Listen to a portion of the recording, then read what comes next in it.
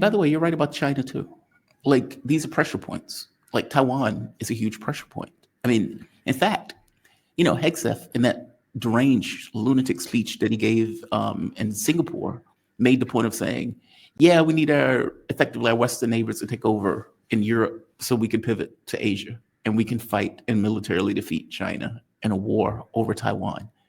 And it's like, what? That is so outrageous.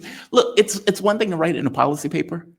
It's another thing for the Department of Defense, the head of the Department of Defense, to get out and say openly that we are prepared to fight a war over Taiwan, an area that even by our own communiques is considered to be part of China. That is astonishing. That is astonishing.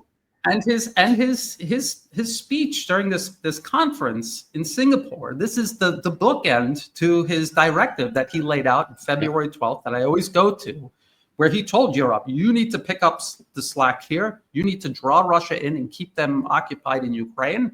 And we're going to pivot to Asia. And so now he's in Singapore. This is still the plan. Remember, I kept saying, this is the only plan that they have. This is the plan. Everything else, all of this other rhetoric about negotiations and Trump's fighting the deep state and this and that and the other thing. And maybe Trump's just getting bad advice. No, it's all to distract you and buy time so that they can implement this plan. It's not a coincidence that Secretary Hegseth is saying the same thing now that he was saying back in February, because that is the plan. This is what they're implementing. And I'm almost certain that Russia, Iran, and China understand this. Not just analysts, but people in the West in general. If they ever want their own interests served by the people taking all of their tax dollars and managing all of their resources, if they ever want their interests served by these people, they need to start. First, they have to stop falling for this act, this left-right act. So those guys are the bad guys. We're the good guys. They're all bad guys. They're all kicking the can down the road. They're getting you to buy into at least half of their agenda. Mm-hmm. And notice, like, how is President Trump's policy towards China distinguishable from President Biden's? It's indistinguishable. Or Obama's. Yes, or Obama's, and it goes all the way back to Bush Jr.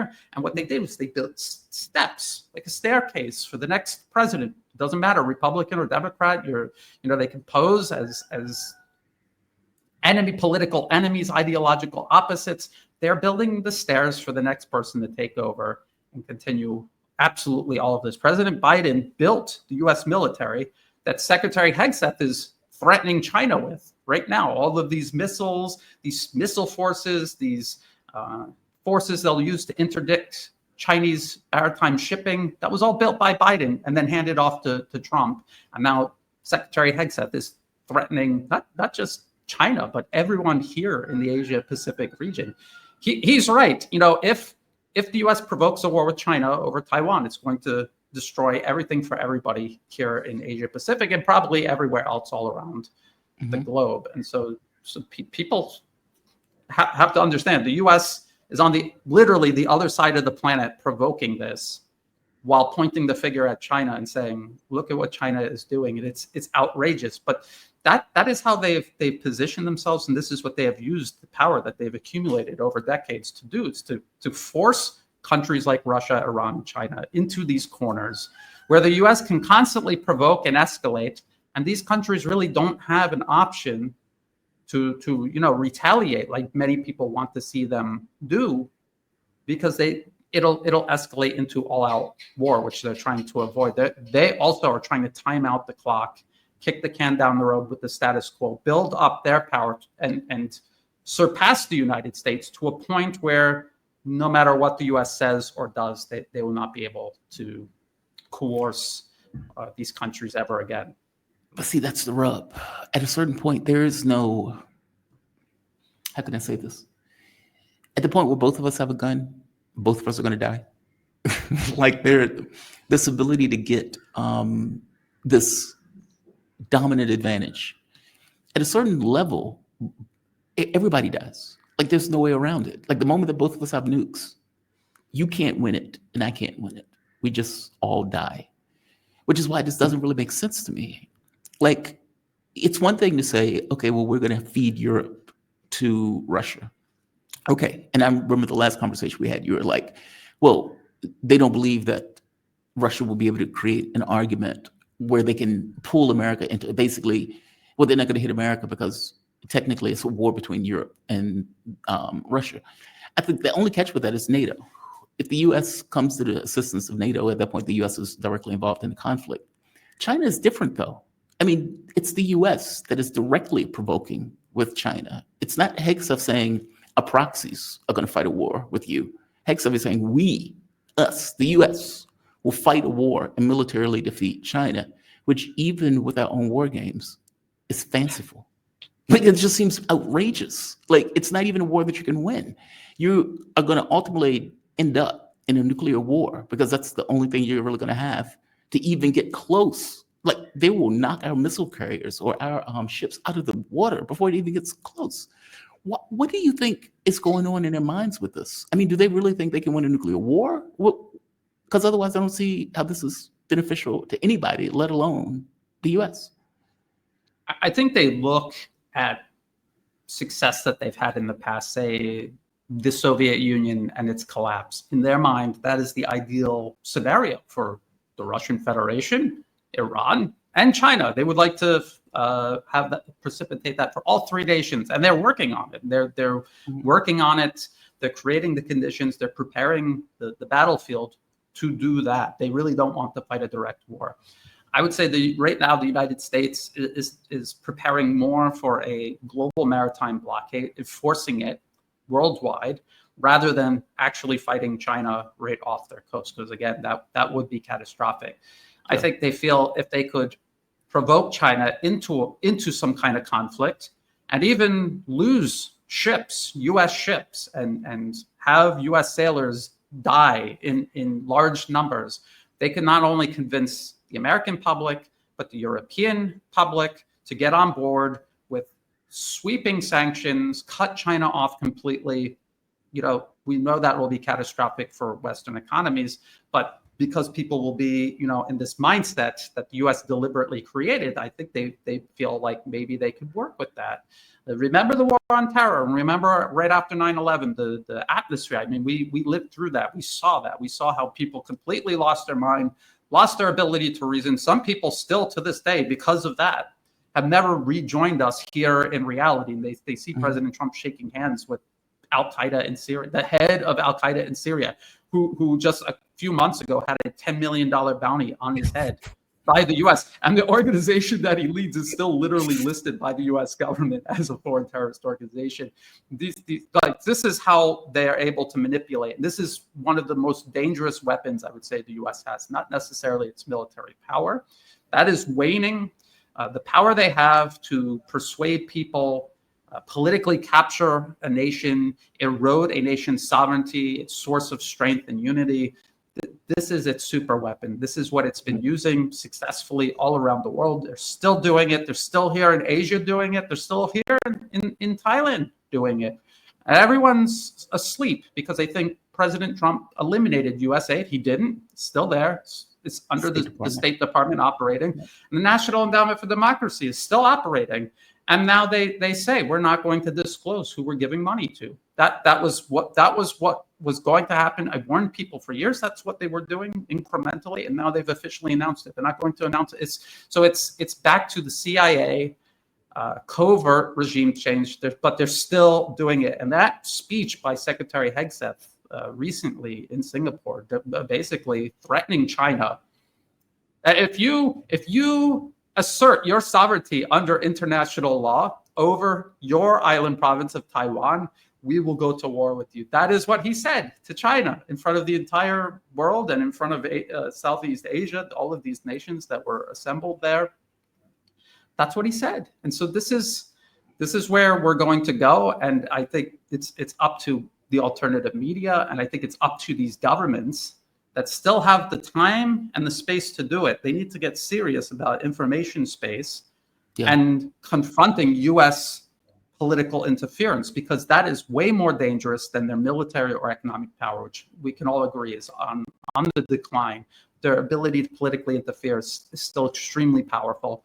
And they feel like that is still a possible way they can reassert U.S. primacy over the globe, over these emerging powers and over this emerging multipolar architecture. But it seems so outlandish. Like, I'm curious on your take. You live in Bangkok.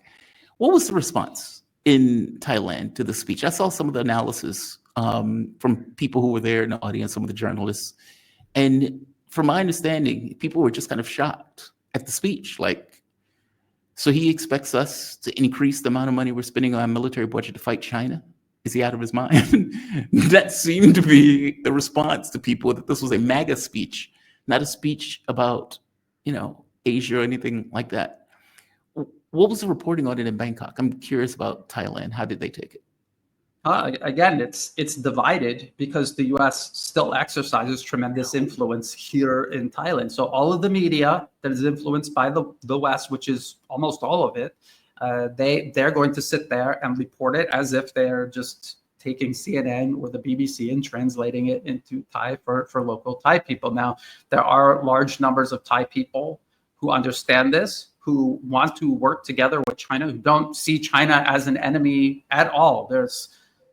I've watched it because I've been here since 2003, 2004, and I've watched the whole region and Thailand transform. And it wasn't because the U.S. helped develop it. It was despite everything the U.S. did to prevent development. And it was China's rise that helped all of these other nations rise. Everything that Thailand is enjoying right now, from infrastructure, healthcare, cheap cost of living across the entire spectrum, this is because of the rise of China. And the only thing that can threaten that or reverse it is the United States, its interference, any potential conflict or proxy war that it wages in this region. It'll upturn all of that, and it will destroy the way of life people have, I think, take for granted, especially if they're consuming Western influenced media. They just think this just happened.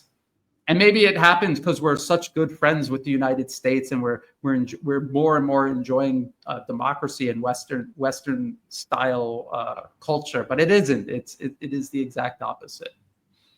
Wow, they believe that. Like I'm always shocked at the Taiwan thing. It's like you can look at what's happening to Ukraine, and they come away with the assessment of, we need some of that. It's like, really? Is that what you really need? That's what you need in your life? And the same thing for the Philippines, right? It's like, we're going to put U.S. missiles and we're going to surround China. And Hegseth, that, again, deranged speech where he's like, we're not trying to militarily surround China. Yes, you are. You're literally doing that. We're not trying to instigate a war with China. You literally have U.S. military in Taiwan right now, in a sovereign country. Like, that entire speech was so mendacious that it is breathtaking, only rivaled by maybe Trump. It is shocking to me that those countries look at that and say to themselves, we need some of Ukraine. We need some of that. That's what we need in our lives. This is a great outcome for Ukraine right now. That's what we need. I don't get it.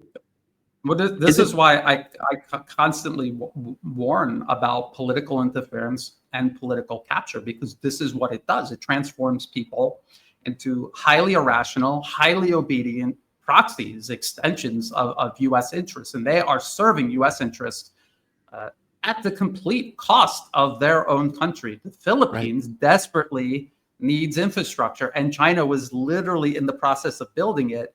And when Marcos came into office, he halted all of the projects, began physically destroying it, which actually takes more resources to do, physically destroying it, and then transferring public money into weapons to point at China, which is the Philippines' largest trade partner.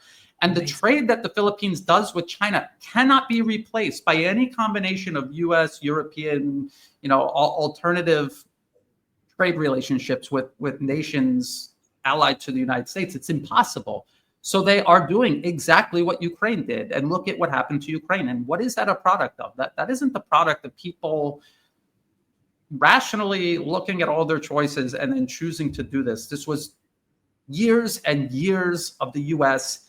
interfering, taking over the media, taking over the political system, literally installing client regimes into office in Ukraine, in the Philippines, in Taipei, the local administration there. They're all installed into power by the U.S., and they serve U.S. interests at the expense of everyone that actually live in these places. And that's why Europe is lining up and getting ready to go into the wood chipper of proxy war with Russia, because their governments are politically captured. They're not looking at this and saying, oh, I really think Russia is a threat and this is in our best interest. No, they are politically captured and they're doing what they're told. They personally, the people making these decisions, feel impunity. And they know that all they have to do is hop on a plane and leave. And they could go to the United States, or they could go live it. Well, if Europe goes down, I guess I don't know where they're going to go. Yeah. But I'll, especially here in Asia, these people that sell themselves out to the United States, they just leave to Europe. When things go bad, they go to Europe, or they go to the United States. They'll go to Virginia or Washington, California, and they'll live there for a while until maybe they can mount a comeback. The Philippines were literally colonized by the U.S. Other people don't understand this. The U.S. is talking about China threatening the region. The only country that has been mass murdering, colonizing, invading, and occupying, including until this day, leaving their military forces scattered across the region, that is the United States doing that. So you're absolutely right. The way they could take reality and turn it upside down and still have people completely buy into it. This is why I keep saying that it's the information space. You could have all the tanks and missiles in the world, but if your population won't get into those tanks or fire those missiles in the right direction, then what good did any of them do? You have to start with information space, education, your political system. It needs to be walled off from U.S. interference or all other military power that you're using to protect yourself from the threat of U.S. military force is irrelevant. And how many times has the U.S. overthrown a country with a formidable military, but insufficient defenses against political interference? And they never even saw their information space as a security domain. Wow. I mean, and you're absolutely right. I mean, Georgia had to learn this the hard way, right? Romania didn't quite get the hint. Nope. But yeah, Georgia had to learn this the hard way. They tried to literally overthrow the country. And the Georgian, I think it was Prime Minister, comes out and says, they threatened us.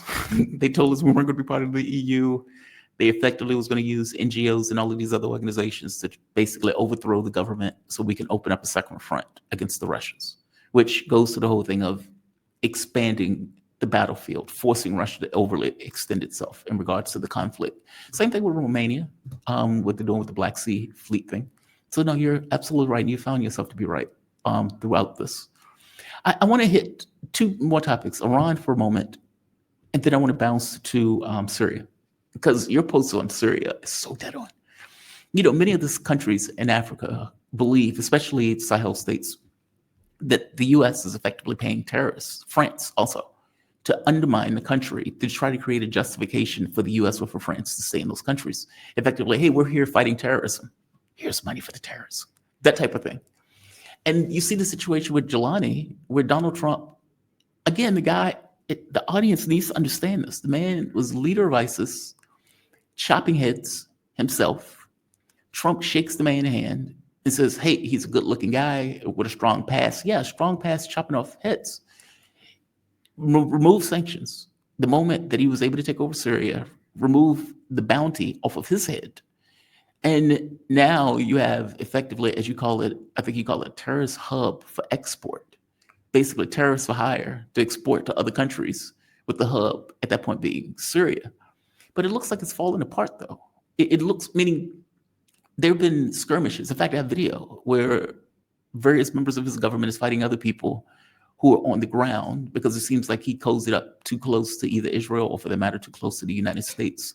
And they took issue with that, saying, wait a minute, this is not why we overthrew this country and why we were murdering these Alawites. We thought you were going to be a true believer.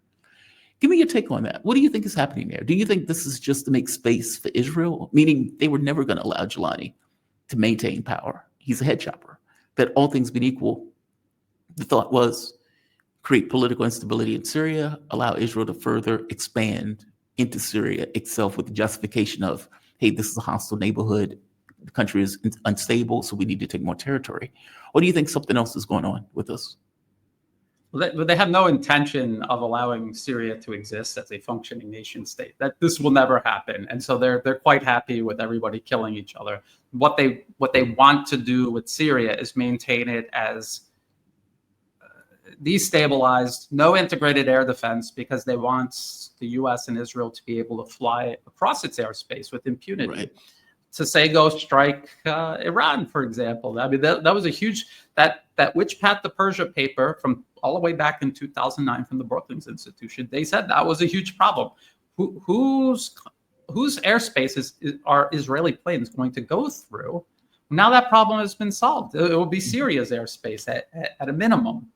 They will also use it the same way they were using Idlib, but now they have the whole country essentially. They will transform this into a hub for extremism. President Trump just approved of holding thousands of terrorists, including thousands of Uyghur extremists, we remember the U.S. accusing China of genocide against the Uyghurs. They don't like them just because they've lived there for centuries, side by side with the rest of China.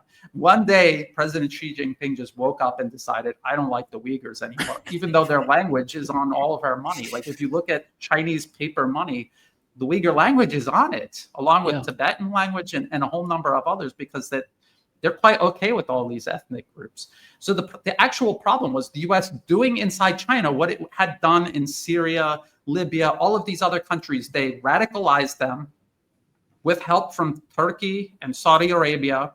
And then the radicalization turned into violence. The violence spread across Xinjiang in the West. Then it spread across the rest of China, then the rest of Asia. And then they had thousands of these extremists. China was trying to de-radicalize, deprogram them, reintegrate them into Chinese society. Those that they just left and they went to Syria. They came through Southeast Asia and they created all kinds of problems here in Thailand. There was a bombing, killed 20 people right in the center of Bangkok. And then they went to Turkey, and then Turkey and the CIA set them up with weapons and training and sent them into Syria and to join the cause.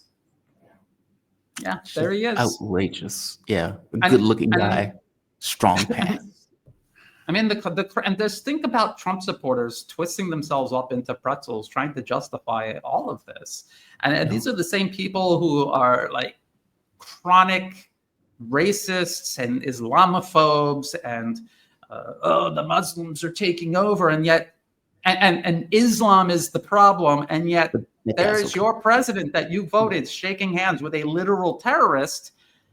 And this was always going to happen. This wasn't some conundrum that President Trump faced and is trying to be pragmatic. The U.S. created these extremists. It wasn't Islam. The U.S.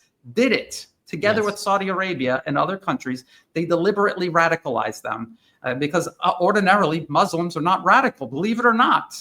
There's over 1 billion Muslims around the world. If even 1% of them were extremists, they would have the largest army in the world. They would have taken over already. So it's something that people have been manipulated again across media, across information space. They've been convinced that this is a problem and the U.S. is the solution, when the U.S. actually deliberately created this problem specifically to undermine China. They did the same thing in Chechnya to undermine the nascent Russian Federation after the Cold War. They're doing it here in the Deep South in Thailand.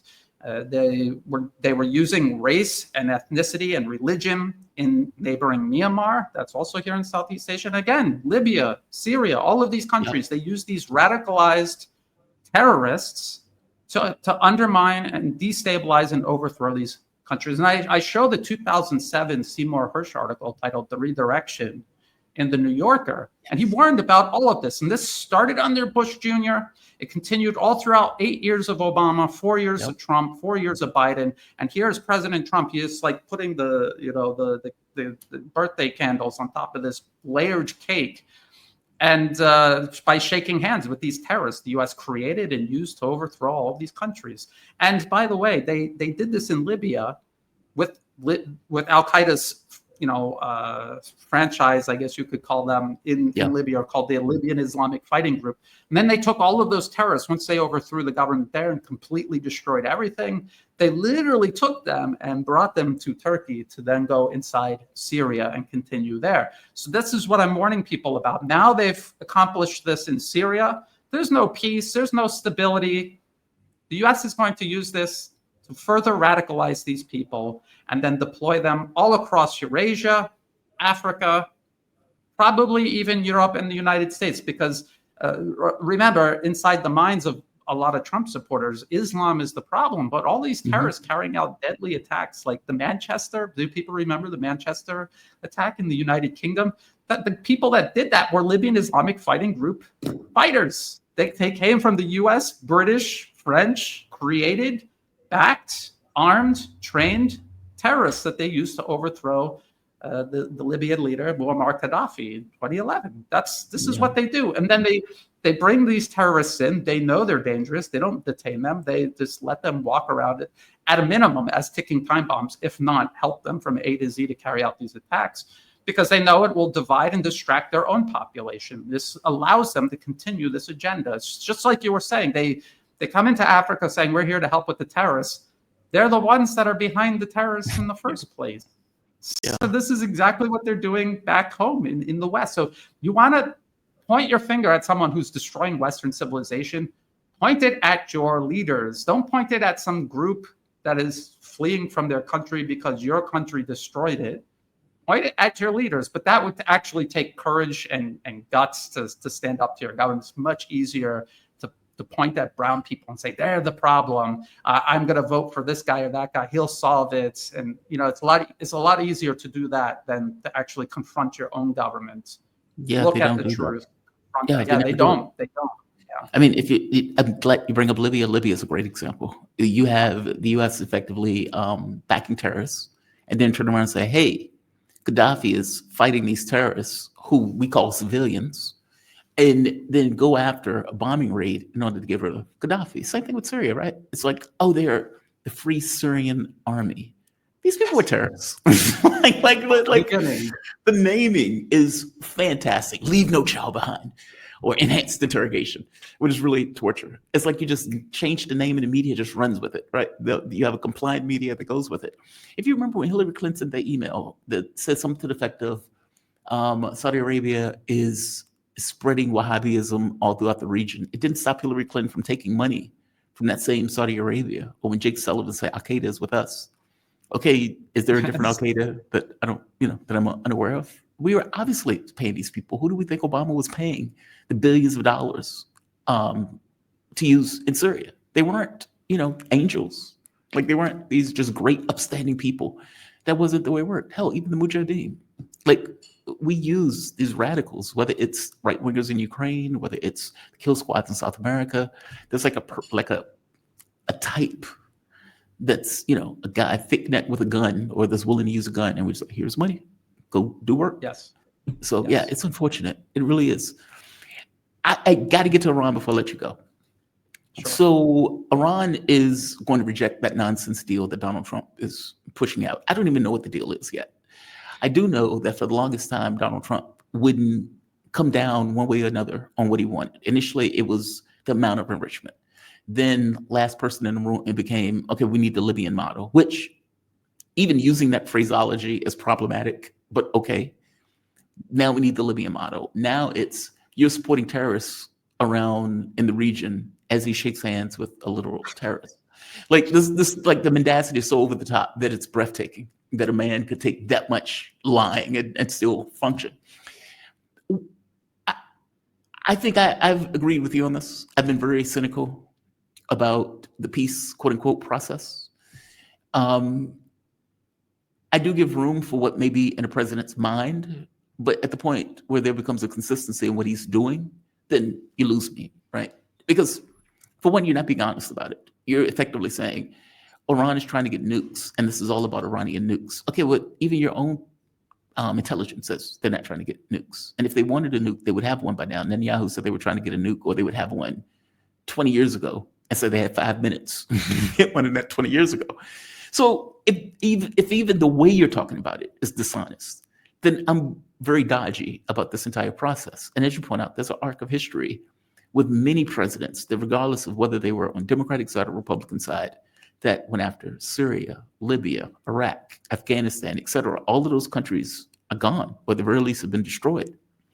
Iran is the last man standing. So I didn't buy what Trump was selling with this peace process nonsense. At this point, it seems like there's going to be a skirmish, at least.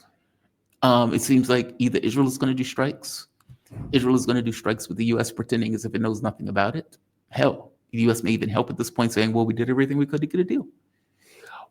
What do you think is going to happen with this? Because this is not the same Iran as back when Donald Trump was in office the first time around. This is a different animal right now. That is exactly what they're trying to do. Whether they can do it or not, that's another question. But that has always been the plan. The plan isn't to negotiate some sort of peace with Iran. And just like you said, they've destroyed every single country to the east and west of Iran. And now that they have Iran isolated, suddenly they're interested in peace. Who buys that? I don't buy that for a minute. It doesn't make any sense at all. President Trump, during his first 4 years, did everything in his power to continue facilitating this confrontation with Iran, which, again, is on the other side of the planet. It's none of America's business. If the UN said something about Iran and its nuclear weapons program, and something was decided in the Security Council, then maybe the U.S. might have a case, but not really, because they've already played this game with Iraq and they got caught lying about it. So who believes them this time around? And even if Iran was trying to get nuclear weapons, why shouldn't they? Look at what's happened to everyone else around them. Look at Israel. They have nuclear weapons. They're allowed to have nuclear weapons. So this is obviously a game of divide and conquer. They want to get Iran next, but they don't want to make it look like they provoked this. This is literally what it says in all of these policy papers. There's not one single policy paper genuinely putting the idea forward that we should genuinely negotiate with Iran. When they talk about negotiating with Iran, they say, we negotiate so we look like we're acting in good faith. And then when the deal falls apart, and because we'll make it fall apart, we can point the finger and blame at Iran. It's just like Secretary Hegseth pointing the finger at China and saying, how dare you build your military up and not just let us just invade and occupy your territory. That's what he's like. Deterrence against what? Deterrence against China defending itself from literally a U.S. invasion and occupation. And this is what they're doing to Iran also, and also Russia and everywhere else. This is what they always do. President Trump never had any intention at all. I don't know if he's in on it or if he actually thinks he's negotiating, but none of the neocon warmongers that he had picked to surround himself with, none of them want peace with Iran. Yeah. They have all taken turns, participating in foreign policy to destroy all of Iran's allies, isolate Iran, and then destroy Iran. That is always the plan. And you can see how they're setting it up, where the U.S. is pretending to pursue diplomacy with Iran and pretending that there's some gap growing between them and Israel. And then Israel is going to do something indefensible. And the U.S. will say, we were negotiating and we had this. I didn't even like him to begin. I didn't like Netanyahu to begin with. And he just went and did this. And then what will be the consequences of whatever the U.S., like you said, Israel, just like Ukraine, is not doing anything without constant and full U.S. support. So whatever they do is going to be facilitated by the U.S., whether it's some kind of strike with conventional weapons or even something involving Israel's many nuclear weapons. It will necessitate U.S. complicity. Absolutely. I'm glad you mentioned nukes. That is a fascinating thing for me with the nuke thing. I mean, I was having a conversation, I forget who I was talking to, and they were making a point of saying, well, Iran is super aware that Israel has hundreds of nukes. And they've just watched Israel murder hundreds of thousands of people with no compunction at all about doing it, and with complete world not doing anything about it. Meaning the world watched you murder women and children, burn women and children alive, and the world did nothing about the fact that you were doing that, which means you can act with impunity. And the moment that you're Iran and you see that, then you know that there is no Leviathan. Our protection is going to come at our own hands. That's it, nothing else.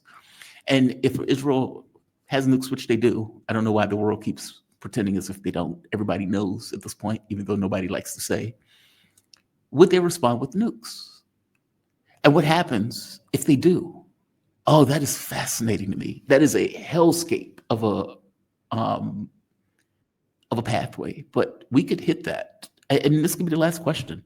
Do you think that's where we're going with this? If Iran responds with overwhelming force in retaliation for some kind of strike that Israel does Israel, in that situation, fire off nukes? And what happens if that happens? I mean, everybody is worried about nuclear weapons. They're worried about a nuclear exchange between the US and Russia, or Russia and Europe, or China and the United States. But I think the culprit most likely to use nuclear weapons will be Israel. The United States has deliberately fashioned it into this junkyard dog, this villain that everyone hates. And just like you say, they're doing these horrible things, and they're desensitizing the global public to literal genocide. I mean, you want to use the word genocide, what's happening in Gaza, because they themselves have said our goal is to eliminate all of these people.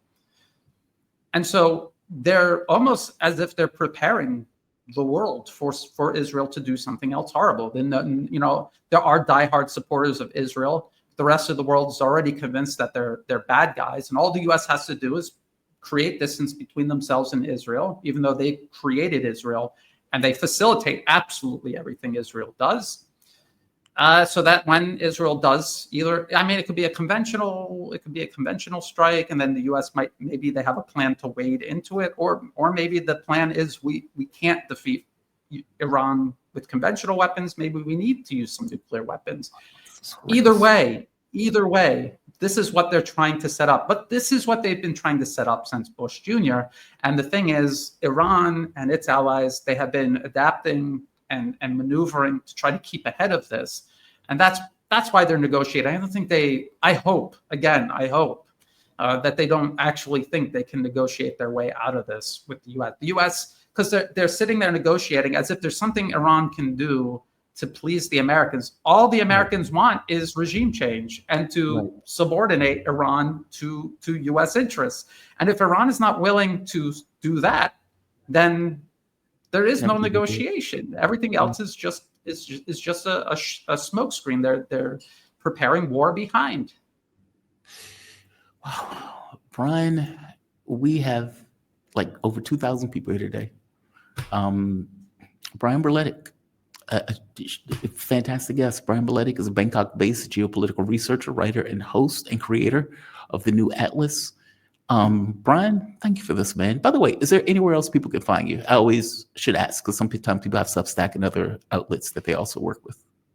If you just go to my YouTube channel, The New Atlas, in the video description below are all the other places you can find and follow my work, like Telegram, X. Actually, it's probably just about it. Rumble. I back up all my videos on Rumble. I want to thank you for having me on, and I want to thank everybody who has tuned in. No, man, I always appreciate having you, man. You're great breakdown. You have a good one, okay? Be safe. Thank you. All right.